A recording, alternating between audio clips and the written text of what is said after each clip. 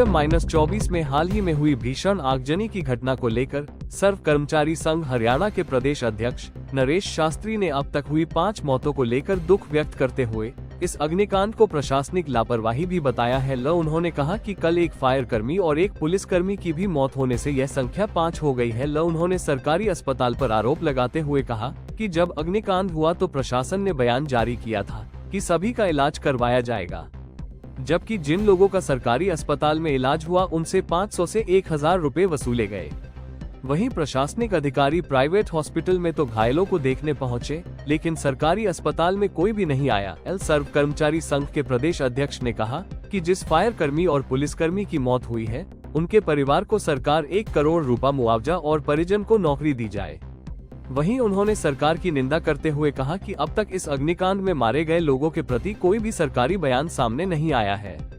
साथ ही नरेश शास्त्री ने कहा कि आज फायर कर्मचारी के पास उपकरणों और अन्य साधनों का अभाव है। यदि वो अग्निरोधी ड्रेस से लैस होते तो वो इस अग्निकांड में बच सकते थे। बिल्कुल, एक तो इस आगजनी की घटना ने सरकारी डिपार्टमेंटों पर सवाल खड़े कर दिया है। अगर सरकारी डिपार्टमेंट अलर्ट होते और वो ज्वलनशील पदार्थों को खुले आसमान में सड़क पर रखने से रोकते तो ये घटना नहीं होती। एक बात।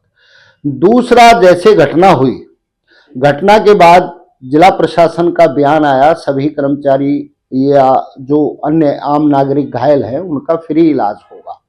सरकारी अस्पताल में ही उनसे 500 से 1000 रुपए तक फीस वसूली गई और जो पुलिस प्रशासन या जिला अधिकारी हैं वो प्राइवेट अस्पतालों में मरीजों से मिलने पहुंचे, सरकारी अस्पताल में नहीं आए।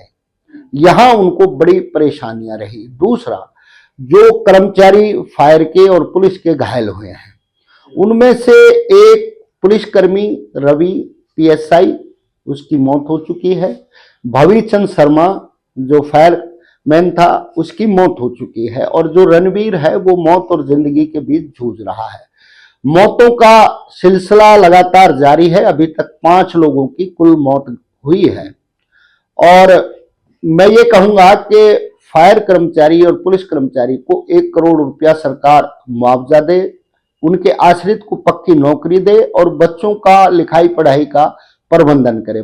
भविचंद की जो छोटी बेटी है 9 वर्षीय, वो मानसिक विकलांग है, उसका आजीवन सरकार खर्चा उठाने की जिम्मेदारी ले। और मैं सरकार की निंदा करूंगा कि अभी तक सरकार की ओर से मृतकों के परिवारों के प्रति कोई किसी तरीके की संवेदना व्यक्त नहीं की गई है और इतनी बड़ी घटना पर कोई सरकार का बयान नहीं है, ना सरकार का कोई व्यक्ति उन मृतकों के घर गया है। सरकार को जिम्मेदारी लेनी चाहिए। फायर कर्मचारियों के पास सुरक्षा उपकरणों का अभाव है, संसाधनों का अभाव है।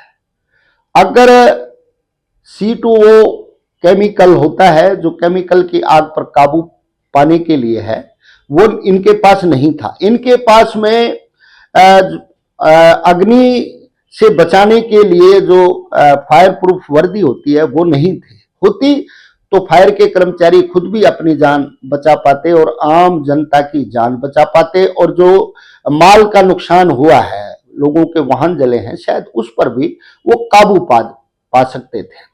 मैं ये मांग करूंगा कि तुरंत प्रभाव से सरकार 1 करोड़ रुपया मुआवजा फायर और पुलिस कर्मचारियों को शहीद का दर्जा और उनके आश्रितों को परमानेंट नौकरी दे। नहीं देगी तो हमने नगर पालिका कर्मचारी संघ के तौर पर, फायर कर्मचारी संघ के तौर पर यह तय किया है। 1 मार्च को हम श्रद्धांजलि सभा करेंगे और नोटिस देंगे। 9 अप्रैल से हम प्रदेश में हड़ताल शुरू कर देंगे और फायर कर्मचारियों के साथ सर्व कर्मचारी संघ, नगर पालिका कर्मचारी संघ खड़ा है। और सरकार की मैं कड़े शब्दों में निंदा करते हुए कहूंगा कि अभी हाल ही में सरकार के कैबिनेट मंत्री ने एक बहुत ही नाजायज तौर पर बयान दिया कि फायर के कर्मचारी काम नहीं करते, ये ताश खेलते हैं, फायर कॉल आने पर गाड़ी पंचर हो जाती है। सूरजकुंड हादसे झूला एक्सीडेंट से लेकर के आगजनी की घटना जो 24 सेक्टर कालका इंडस्ट्री में हुई, उन्होंने कर्मचारियों ने ये बता दिया कि वो अपने काम के प्रति पूरे सजग हैं। जनता के लिए उन्होंने काम करते हुए आग में कूदे और जान गंवानी भविचंद को पड़ी। रणवीर बुरी तरह से 70% जला हुआ है, जीवन और मृत्यु के बीच जूझ रहा है। तो मुख्यमंत्री महोदय को ऐसे बेलगाम मंत्रियों पर लगाम लगानी चाहिए, क्योंकि उन्होंने जो बात कही उसने सरकार को ही सवालों के दायरे में खड़ा कर दिया। और फायर के अंदर ये लगभग 2020 से अभी 26 तक पांचवी छठी घटना है जिसमें फायर के कर्मचारी आग बुझाते समय कई लोगों के पैरों में फ्रैक्चर हो गया, हाथ में फ्रैक्चर हो गया और गंभीर चोटें आई हैं, जान गई हैं। और सरकार के पास इन कर्मचारियों का इलाज कराने का प्रबंध नहीं है। पीछे फायर का जो डायरेक्टर था उससे फैसला हुआ था कि ये बैंक में खाता खुलवाएंगे जिससे इनको 30 लाख रुपए तक की एक्सीडेंटल मौत पर बीमा मिल सकता है, इलाज का लाभ मिल सकता है, वो आज तक नहीं हुआ। और हालात ये हैं कि अभी भी भविष्य में ऐसी दुर्घटनाएं हो सकती हैं, क्योंकि अगर बड़ी किसी प्रकार की बिल्डिंग में आग लग गई तो हाइड्रोलिक की गाड़ियां हमारे पास नहीं है, हमारे पास में फायर कर्मचारियों की भारी कमी है। तो कहने का मतलब ये है कि कमियां बहुत हैं, जो जैसे कैबिनेट मंत्री ने कहा था, जो आपने बताया, किसी का नाम बताया था, जो अभी नाम लिए राव नरवीर जी ने, तो जो है उस बयान का आप खंडन करते हैं। कर्मचारी काम करते हैं लेकिन उनके पास संसाधन नहीं होते जिससे वो रक्षा करते हुए लोगों के लिए जो है सेवा दे सके। मैं राव नरवीर जी हरियाणा के कैबिनेट मंत्री हैं, माननीय हैं, लेकिन उनका ऐसा कहना सरकार के ऊपर सवाल ही उठाता है। कर्मचारी काम कर रहे हैं, नहीं कर रहे हैं, ये किसका प्रबंधन करने का काम है? उनको सुरक्षा के उपकरण देने का किसका काम है? अधिकतर फायर की गाड़ियां डैमेज हैं। हमारे पास क्षेत्रफल अनुपात के आधार पर गाड़ियों की भारी कमी है, कर्मचारियों की कमी है। किसको काम बनता है पूरा करने का? और कर्मचारियों का मनोबल तोड़ने का काम उन्होंने किया है, जो घोर निंदनीय है। मुख्यमंत्री को ऐसे लोग, मतलब जो भी मंत्री या अधिकारी हैं, उनको लगाम कसनी चाहिए। तो अब जो है आप जो मुख्य मांग क्या कर रहे हैं, अंत में जानना चाहेंगे इसमें कि जो है क्या मुख्य मांग है और नहीं हुआ तो क्या करेंगे?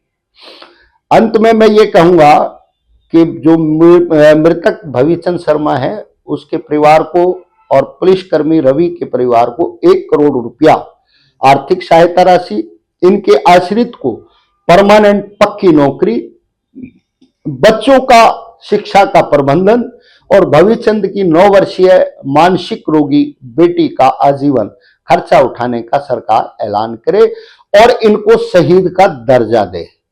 और आगे से ये घटना ना हो इसके लिए जिला प्रशासन को आदेश हो कि ज्वलनशील पदार्थ मार्केट या इंडस्ट्रियल एरिया में बाहर ना रखे जाए, अंदर रखे जाएं और सभी सुरक्षा मानक पूरे करवाए जाएं। ना करने वालों के खिलाफ सख्त कार्रवाई हो, ताकि भविष्य में इस तरीके की दर्दनाक घटनाओं से बचा जा सके। अगर सरकार ऐसा नहीं करेगी तो हम अभी 1 मार्च को अपने शहीद हुए साथियों के लिए श्रद्धांजलि सभा करेंगे। उनको शहीद होने की मांग हम करेंगे कि उनको शहीद का दर्जा दिया जाए।